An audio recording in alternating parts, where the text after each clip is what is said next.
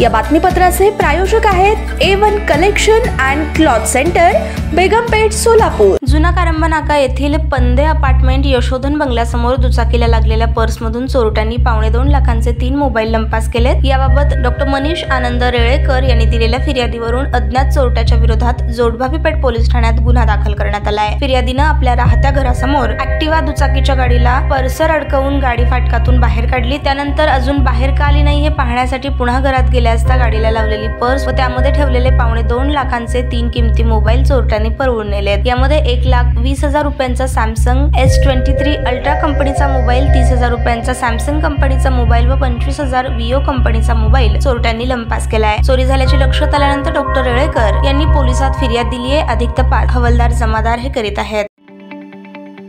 ताज्या बातम्या पाहण्यासाठी प्राईम महाराष्ट्र न्यूज चॅनलला सबस्क्राईब करा।